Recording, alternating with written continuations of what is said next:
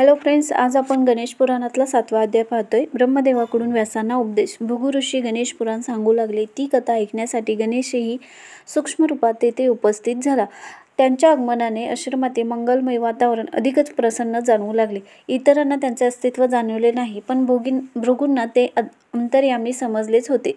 अत्यंत भक्तियुक्त अंतकरणाने त्यांनी गणपतीस नमस्कार केला. सर्वजण आत्मीयतेने श्रावणाचा लाभ घेऊ लागले. भृगु ऋषी सांगताना म्हणाले, राजा भगवान व्यास आणि नारायण भिन्न दिसत असले तरी एकत्मच आहेत. नारायणाचे अंश अवतार असलेल्या व्यासांनी देवाचा ऋग, यजुस, साम व अर्थवर्ण अशा 4 भागात विभागणी केली. त्यावेळी हे ज्ञान सर्वात कठीण नसलेले सर्वसामान्यांना ते कसे समजणार असा त्याचा प्रश्न पडला. त्यावर उपाय म्हणून आपण पुराणाची रचना केली व त्यातील कथानुरूप अद्भुत दिव्य लोक, देव आणि त्यांचे पराक्रम यांचे वर्णन करून कठीण तत्वे सोपी करावी आणि त्यातूनच उपासना मार्ग सांगून लोकोद्धाराचे कार्य करावे असे त्यांच्या मनाने घेतले. पुराणाच्या निर्मितीच्या वेळी त्यांनी प्रथमारंभी कोणत्याही देवतेचे स्मरण केले नाही. त्यामुळे बुद्धिभ्रष्ट होऊन त्यांना काही सुचेना. वेदांची व्याख्या करण्याइतपत कुशाग्र असलेल्या व्यासांनी बुद्धी जणू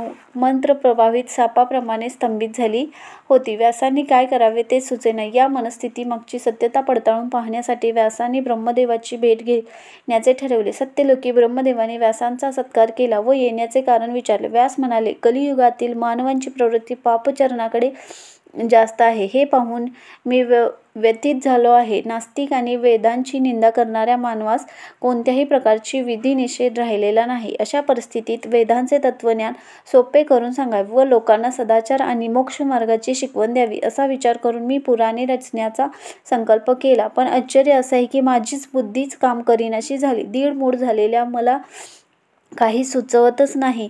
तरी यामागचे कारण जाणून यावरील उपाय विचारण्यासाठी मी आपणास शरण आलो आहे. कृपया मार्गदर्शन करावे. व्यासांच्या प्रार्थनेने ब्रह्मदेवास प्रश्न पडला, परंतु तरीही नीट विचार करून ते म्हणाले, घाईगर्दी, गर्व व दंडोलोनी केलेल्या कार्यात विघ्नेही येणारच. विचारपूर्वक युक्ती योजून नम्रपणे केलेली कार्यच पूर्वत्वास जातात. स्वतः सर्वज्ञ असलेल्याचा तुला गर्व झाला आणि त्यात भरात तू पुराणे रचण्याचा संकल्प केलास. त्यावेळी प्रथमारंभी पूजेचे आद्यमान असणाऱ्या गणपतीला तुला विस्मरण झाले.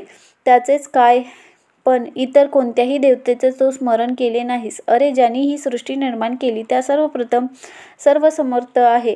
माझ्यासह हरी, रुद्र, इंद्रादी देव आणि अज्ञेत वागतात त्या गजाननाचे तू स्मरण केले नाहीस. व्यासा, अरे तू विघ्ननाशक आहे आणि स्मरणाने आरंभ केलेल्या कार्य तडीस जातेस.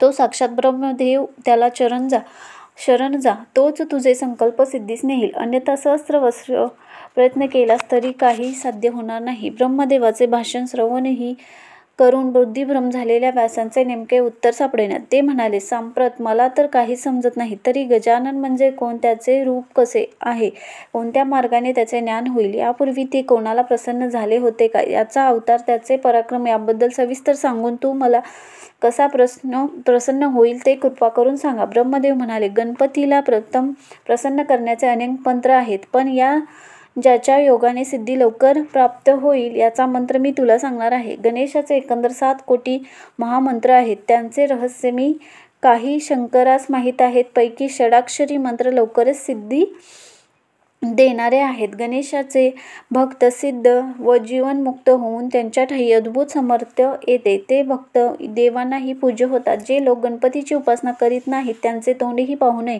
संभाषण तर दूरच राहिले. गणेश भक्तांच्या केवळ दर्शनानेही विघ्नांचा थरकाप होतो. म्हणूनच मी तुला एकाक्षर मंत्र सांगणार आहे. त्याच्या प्रभावाने तुझ्या सर्व कामनांची पूर्ती होईल. श्री गणेशाच्या मंत्राचे अनुष्ठान करण्याने स्नान करून सुभर्चित व्हावे. त्यानंतर धूत वस्त्र नेसून दर्भासन अथवा तत्सम शुद्धासनावर बसून प्रथम प्राणायाम व तदनंतर अंतर्मार्तिका बहुमार्तिका न्यास करावे.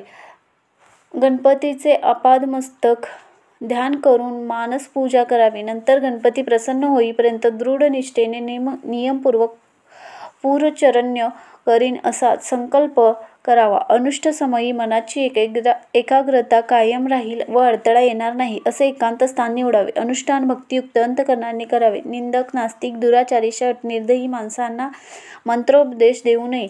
तसे केल्यास त्यांच्या मागच्या पुढच्या 10 पिढ्या नरकात जातील. सदाचारी, दया, क्षमा, विवेकयुक्त, अंतःकरणात प्रेम भक्ती असलेल्या मात्र विधीपूर्वक मंत्रोपदेश दे. जे कोणी दृढ निष्ठा आणि भक्तीने गजाननाचे पूजन करील त्यास संतती, संपत्ती आणि ज्ञानाचा प्राप्ती होईल. सर्व सुखांचा लाभ घेत तो मोक्षपदाचा धनी होईल. असे सांगून ब्रह्मदेवाने व्यासांना ओम या मंत्राचा उपदेश केला. तर हा होता 7वा अध्याय. कसा वाटला कमेंट करून नक्की सांगा. आवडल्यास लाईक, शेअर आणि सबस्क्राईब करायला विसरू नका. धन्यवाद. Thanks for watching.